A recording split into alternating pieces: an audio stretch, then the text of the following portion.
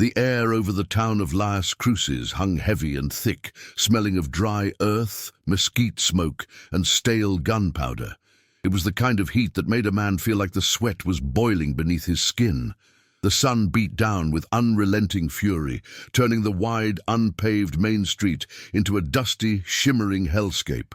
A relentless, high-pitched wind whistled around the corners of the adobe buildings. 4 riders materialized out of the heat haze from the North Trail. Their passage stirred the fine, chalky dust, creating a low, persistent cloud that clung to their clothes and hair. The clink of their heavy spurs and the creak of worn saddle leather sounded loud against the midday silence. Leading them was William H. Bonney, 22, though he preferred to be called Billy. Despite his youth, his eyes held the 1,000-yard stare of a man who had seen too much death. He wore a patched buckskin jacket, a tilted Stetson, and 2 well-worn Colt. 45 peacemakers rode low on his hips. He radiated an unnerving blend of casual confidence and coiled lethality. Riding beside him were Tom O'Folliard, perpetually restless and quick to temper, and Charlie Bodra, a quiet, methodical man whose loyalty was only matched by his skill with a rifle. Trailing slightly was Henry Dirt Jake, broad-shouldered and grim, his face shielded by a dusty red bandana, his mind permanently fixed on the nearest threat. They were the remnant of Bonney's regulators, now riding strictly for themselves. They pulled up outside the Last Chance saloon. The horses were lathered despite the slow pace. A few men loitering on the covered porch, cowboys, miners, and a few outright drifters, froze, recognizing the faces instantly. The kid was a legend already, and legends meant trouble. The saloon's interior was dim, a welcome respite from the blinding glare outside. The air inside was dense, with the smell of sour beer, cheap cologne, and the faint metallic scent of spilled liquor. The floor was sawdust and grit. Billy stepped inside, his eyes immediately adjusting, scanning the dark corners and the mirror behind the bar. Charlie and Tom took up positions flanking the door. Dirt Jake stayed outside, watching the street. The handful of men drinking looked away quickly, not wanting to meet the eyes of the notorious outlaw. The bartender, a burly, scarred man named Mick, wiped a glass with a dirty rag, his movements slow and deliberate. "Heard you boys were miles from here, Bonnie. Heading for the border, maybe. Wrong trail?" Billy walked to the bar, his hand resting lightly near the butt of his pistol. He didn't order a drink. "We're where we need to be, Mick. I'm looking for a woman named Anna Reed. Heard she runs a claim out past the Gila River. Is she in town?" Mick paused his scrubbing, his gaze wary. "She's in town. Got business here. She's staying at the boarding house 2 doors down from the sheriff's office. But she ain't looking for company, kid. Especially not yours. I ain't here to cause her trouble. Only to help. There's been talk up north about what happened to her husband, Joshua Reed. I want to know the truth." Mick leaned closer, lowering his voice to a conspiratorial whisper, though every ear in the room was strained to listen. "The truth, kid, is that what happened to Joshua? It wasn't an accident, and talking about it here is like spitting into the wind. The law is watching." "The law, you mean, is Pat Garrett, don't you?" The name hung in the air like a thunderhead. Mick simply nodded, then quickly pointed a trembling finger toward the boarding house. "Go on, then. But you better be quick. Garrett's men don't like strangers asking questions." Billy and Charlie walked down the wooden boardwalk. The boards creaked under their heavy boots. The sheriff's office was conspicuously placed, and Billy saw a deputy leaning against the frame, chewing tobacco, his gaze fixed idly on the passing citizens. The tension of being watched was a familiar and constant companion. They found Anna Reed, 30s, the widow, inside a cramped, sparsely furnished room at the boarding house. She was wearing a simple dark dress, her hands nervously twisting a linen handkerchief. Her face was pale and etched with grief, but there was a hard, unbroken line to her jaw. She looked up as they entered. She didn't scream or run, but her eyes, deep and tired, held a deep fear. "You're Billy the Kid. They said you were in town. What do you want? Don't tell me you're here to rob me. I have nothing left." Billy took off his hat, a gesture of respect that felt heavy and unusual. He stood by the door, framed by the harsh afternoon light. "Ma'am, I knew Joshua. Not well, but we shared some meals and some words. He was an honest man, a pioneer. He didn't deserve what happened. I'm here because I heard the rumors, and I believe you deserve to speak your piece without fear of a rope or a bullet." Anna stared at him, taking in the young man's serious demeanor, the outlaw who offered courtesy. Joshua tried to do things right. He fenced his land near the waterhole, filed his claim. But the big ranchers, the Tierra Syndicate, they want everything. When he refused to sell, they sent their jackals. She paused, her voice shaking. Charlie moved quietly to stand near the window, his hand resting on the smooth stock of his rifle. They sent a warrant, a fake one. Said he was trespassing. Garrett's deputy, a man named Hog Rufus, dragged him into town. They didn't take him to jail, Mr. Bonney.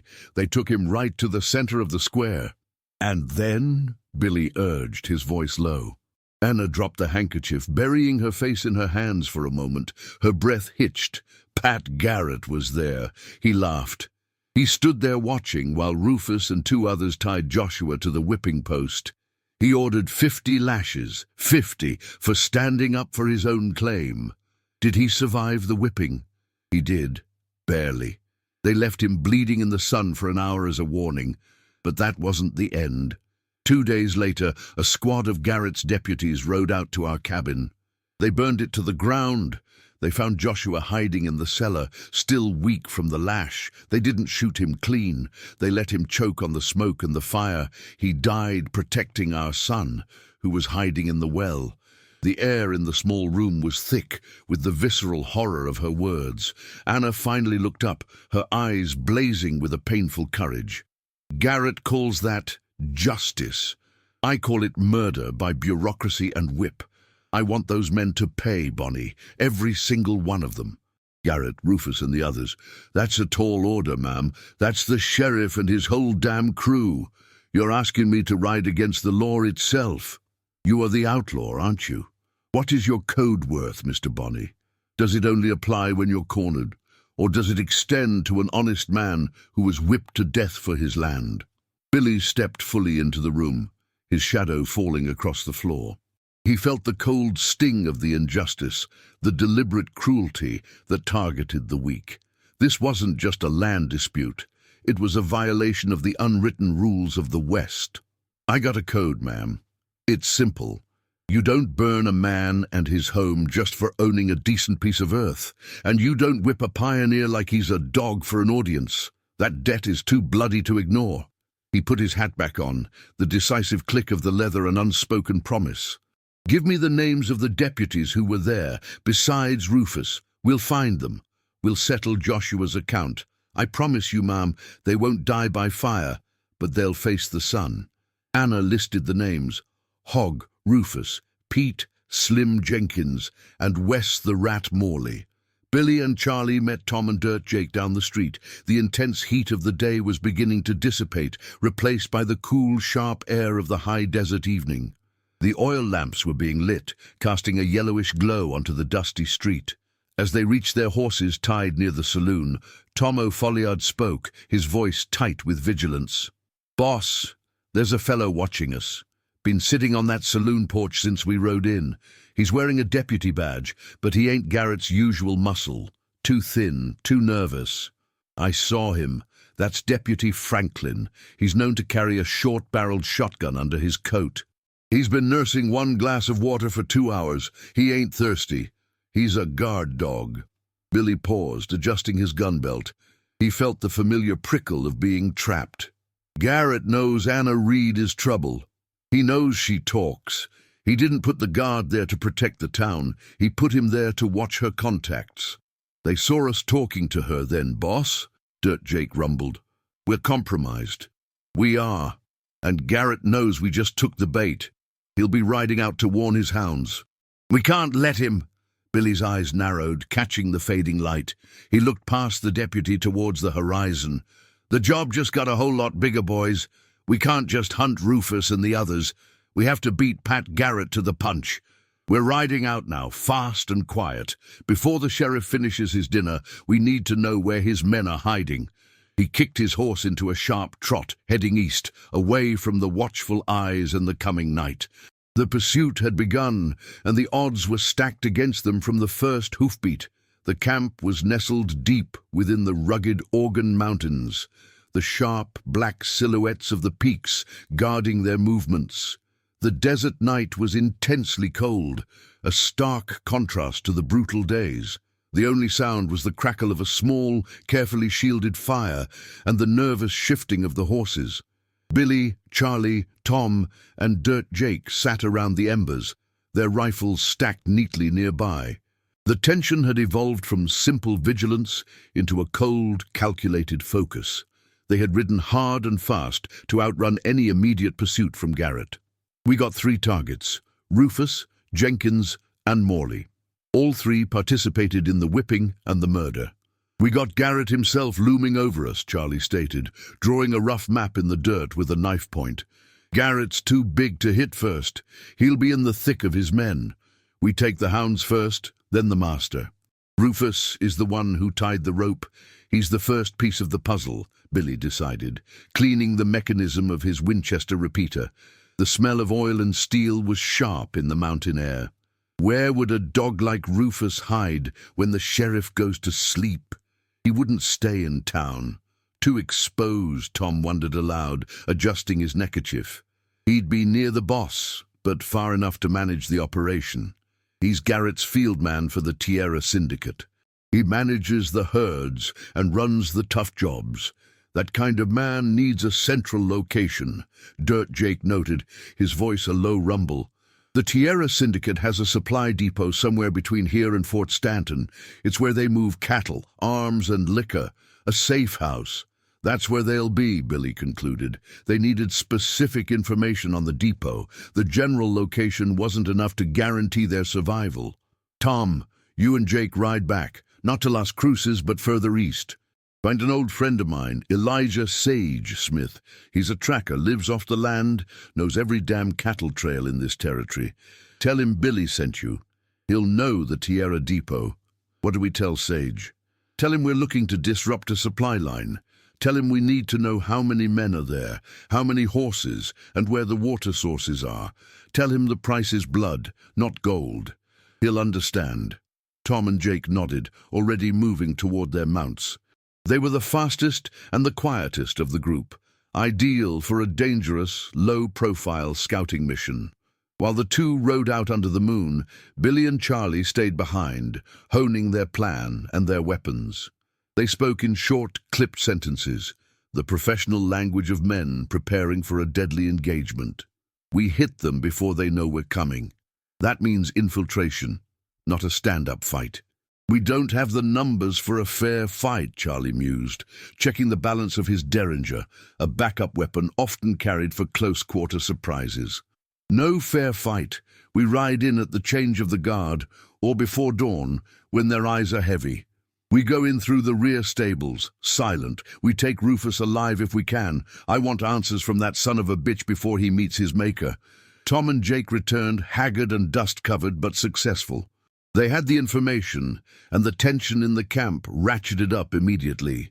"The depot is called the Iron Hoof. It's built like a damned fortress, boss," Tom reported, spitting dust onto the ground. "It's in a dry wash, surrounded by low rock walls. Only 2 entrances, the main gate and the stable entrance. There are 8 men there, counting Rufus, Jenkins, and Morley. They're expecting trouble from rustlers, not from us." "And the biggest revelation?" Jake leaned forward, his voice dropping to a serious whisper. "Garrett ain't there, boss, but the other 2 bastards, Jenkins and Morley, they're not with Rufus. They're running a smaller operation near the border, waiting on a shipment. Rufus is alone at the Iron Hoof, waiting on them to return, and he's got 5 hired guns, not deputies, but syndicate muscle." Billy frowned. The separation was unexpected, but it was an opportunity. They wouldn't have to face all 3 at once. Rufus is exposed. He's the man who administered the lash. He's the first debt. "Sage gave us a weakness, boss. There's an old irrigation channel running beneath the rear stable. It's been dry for 20 years, but it opens into the stable floor, big enough for a man to crawl through. A cruel smile touched Billy's lips. The opportunity for silent entry was too good to pass up. Infiltration was now possible. That's how we ride. Charlie, you and I go in through the channel. Tom and Jake, you stay mounted and cover the front gate. If a shot is fired, you distract them. We bring Rufus out in a sack, alive. They spent the remainder of the evening preparing, sharpening knives, checking ammunition, oiling their movements. They ate a cold, hurried meal. The internal conflict of justice versus survival was being solved by the necessity of the mission. They were now agents of a brutal morality. We ride at midnight. We'll be in position before the moon sets. This ain't about revenge, boys. This is about making a statement that the honest man can't be whipped to death without a heavy reckoning. Billy pulled his hat low, his features obscured in the firelight. Rufus is mine. They mounted up in silence, moving away from the safety of the mountains and into the desolate emptiness of the lowlands. The tension was a living thing, a coiled snake in the dark. The Iron Hoof Depot was a low, squat cluster of adobe buildings surrounded by a rough-hewn wooden stockade. The night was intensely cold, the air so still that the smallest sound carried. The scent of wood smoke and animal waste hung in the frigid air. Billy and Charlie were crawling on their bellies through the dry, sandy bed of the old irrigation channel. The narrow space was choked with dust and dead scrub brush. The cold seeped into their clothes. The silence was absolute, broken only by the sound of their own cautious breathing and the occasional scritch of their leather scraping the stone. "Smells like hell and desperation," Charlie whispered, his voice barely audible. "Quiet. We're almost there." They reached the end of the channel, which opened into a damp, dark area beneath the rear stable floor. The rancid odor of manure and stale hay was overpowering. They carefully lifted a loose section of the floorboards. They slipped into the stable interior. The place was dark, filled with the warm, heavy scent of horses and feed. The nervous snort of a horse was their only company. They moved like ghosts, their boots making no sound on the packed earth floor. They could hear the faint, muffled sound of snoring and low conversation coming from the bunkhouse adjoining the stable. "Rufus's bunk is the last one near the window. I saw the light there," Charlie breathed, drawing his bowie knife. They crept to the bunkhouse door. The wooden latch was old and squeaky. Billy paused, pulling out a small oiled derringer from his coat, a 4-shot insurance policy. "I go first. No shots unless necessary." Billy quietly oiled the latch, then gently lifted it. The door swung open an inch, revealing a dim, smoky room. 6 men were sleeping in a row of cots. Their rifles leaned against the wall. Hog Rufus, 40s, a heavy-set man with a handlebar mustache, was sleeping closest to the window, his chest rising and falling slowly. As Billy slipped inside, 2 things happened simultaneously. The floorboard near the door groaned under his weight, and one of the syndicate men, not Rufus, bolted upright, his eyes wide. "What the—" Billy reacted instantly, slamming the butt of his peacemaker into the guard's jaw. The man went down without a sound, his body hitting the floor with a wet thud. The noise woke Rufus, who grabbed instinctively for the shotgun under his cot. "Kid, I knew you'd come." Charlie, moving with lethal speed, put a bullet from his revolver into the oil lamp hanging from the ceiling. The room plunged into near-total darkness, illuminated only by the faint light of the outside stars. Pandemonium. 3 of the remaining guards woke up, shouting and fumbling for their rifles. "Get the kid! Kill the damn regulator!" Rufus roared, his voice thick with fear and adrenaline. Billy was already on Rufus. He tackled the heavy man off the cot, pinning him to the floor. Rufus struggled violently, scratching and biting. "You're coming with us, you snake!" Charlie was engaged in a desperate, silent struggle with one of the syndicate men near the wall. A knife fight in the dark, the sickening sound of metal scraping metal. Meanwhile, Dirt Jake and Tom, hearing the commotion, began firing their Winchesters into the main building's roof from the outside, creating a loud, terrifying diversion. Distraction achieved.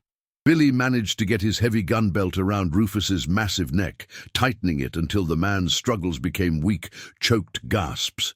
Charlie ended his knife fight quickly and brutally. "Got him! Let's move!" They dragged the semi-conscious Rufus out of the stable and into the pre-dawn cold. They had moved with the speed of wolves. They rode hard for hours, stopping only when the sun was high and the heat was merciless. They had brought Rufus to a desolate, sun-blasted spot known as Cactus Flats. They doused the still groggy Rufus with a canteen of water, bringing him violently back to consciousness. He was tied tightly to a prickly barrel cactus, his eyes blinking rapidly against the harsh sunlight. "You are dead, kid. Garrett will hunt you down like the filthy dog you are."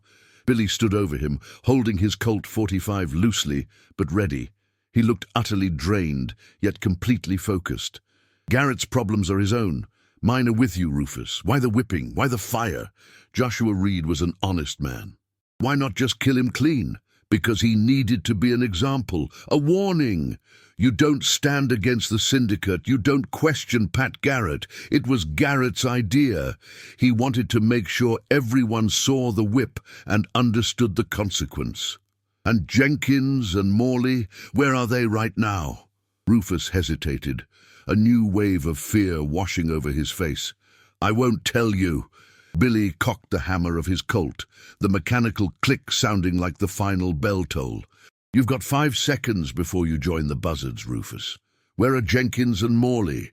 "The Sierra Blanca outpost. They're waiting for a mule train of repeating rifles coming from Mexico. They're guarding the pass, but it's a trap, Bonnie." "What kind of trap?" "Garrett found out about the shipment. He's moving a squad of deputies in to ambush them. Jenkins and Morley don't know. They'll be sitting ducks. If you ride there, you'll be walking right into a war zone, kid. Garrett set the trap a week ago. He's waiting for the chaos." Billy froze, the gun lowered slightly. This complicated everything. He wasn't just riding against 2 killers now. He was riding into a coordinated ambush set by Sheriff Garrett himself. The internal conflict shifted from simple justice to a matter of strategy and survival. "Garrett's a clever bastard. Let me go, kid.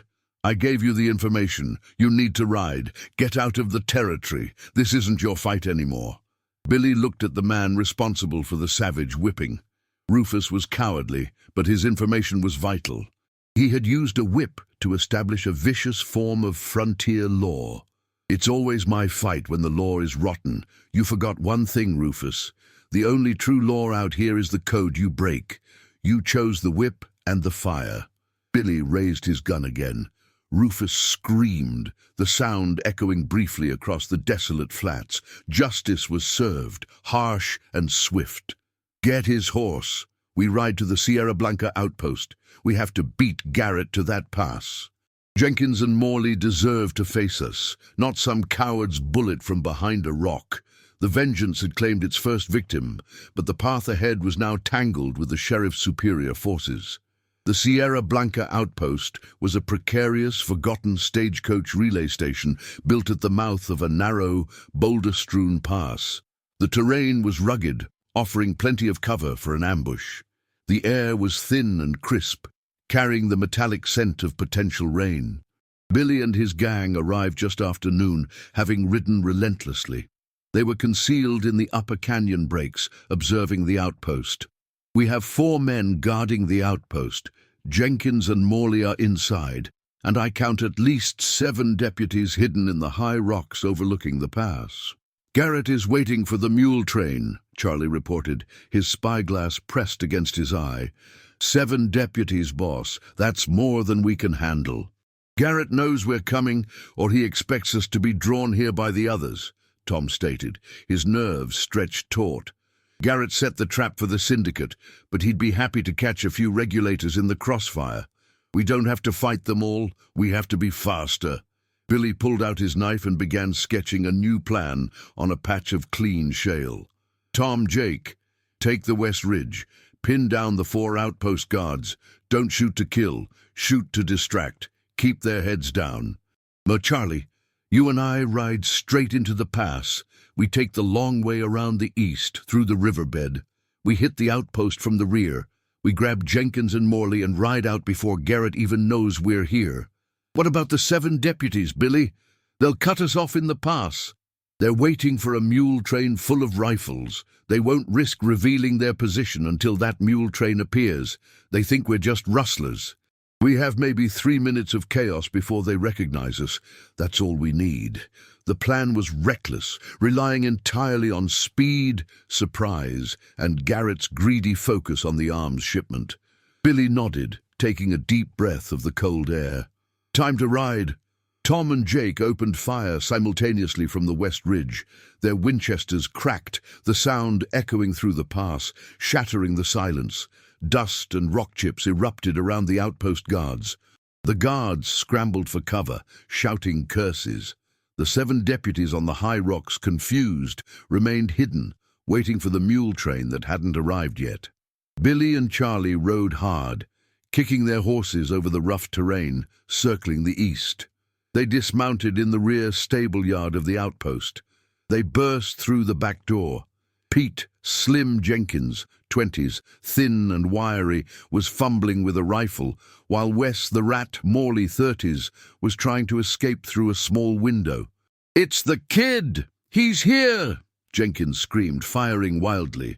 Billy dodged the shot, returning fire instantly. Jenkins collapsed, a slug tearing through his shoulder, his rifle clattering to the floor. Charlie lunged for Morley, pulling him back from the window before he could squeeze through. "You're coming with us, Morley," Charlie snarled, pressing his revolver against the man's neck. The chaos was escalating. Dirt Jake and Tom were laying down suppressive fire, but the outpost guards were starting to realize the danger. Suddenly, a voice boomed from the high rocks, sharp and authoritative. "Cease fire! Hold your positions, men! That's Billy the Kid! Let them retreat into the pass! We'll surround them!" It was Pat Garrett, 30s, tall, imposing, and instantly recognizable. The sheriff had been positioned right in the middle of the ambush squad, managing the operation personally. "They know we're here! Let's ride, Billy!" Charlie yelled, dragging the struggling Morley out of the bunkhouse. Billy hesitated. He had Jenkins wounded and Morley captured.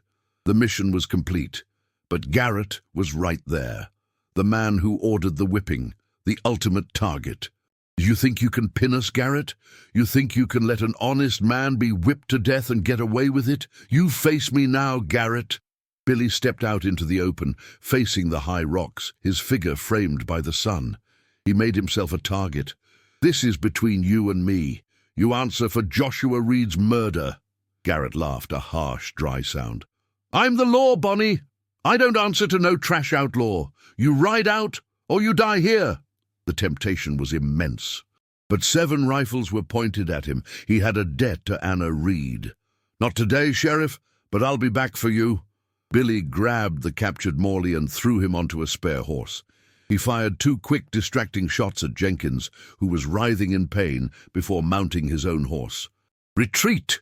They rode hard, carrying the captive Morley and leaving the wounded Jenkins to his fate, disappearing into the maze of the eastern canyons, seconds before Garrett's deputies unleashed a volley of furious, frustrated rifle fire.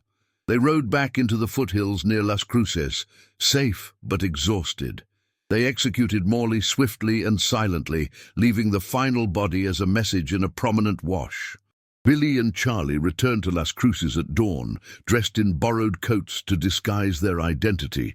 They found Anna Reed in her room, packed and ready to leave the territory with her son. "It's done, ma'am. Rufus is dead. Morley and Jenkins are gone. The debt is settled." Anna looked at the young man, her face showing a mixture of relief and deep sadness. "Did Pat Garrett pay?" "Not yet. He lives, ma'am. He was waiting for us. He's too protected. But we sent him a clear message, that the syndicate's dirty work won't go unanswered. We hit his pride, and that's a deep wound for a man like him." Anna nodded slowly, accepting the complex truth of frontier justice. "You're a violent man, Bonnie. But you kept your promise. Thank you. Now I can raise my son knowing that his father's death was not in vain." Billy looked out the window at the dusty street, where the law, in the form of Pat Garrett, ruled supreme. "Tell your boy that true justice sometimes rides outside the law, ma'am. That's the only justice we got left out here." He turned and left, putting on his Stetson. He didn't look back. Billy and his gang rode away from Las Cruces, leaving the town to the false sense of security provided by Sheriff Garrett. The immediate debt was paid in blood, but the final, inevitable reckoning with Pat Garrett himself, the one who truly held the whip, was only postponed. The war was far from over.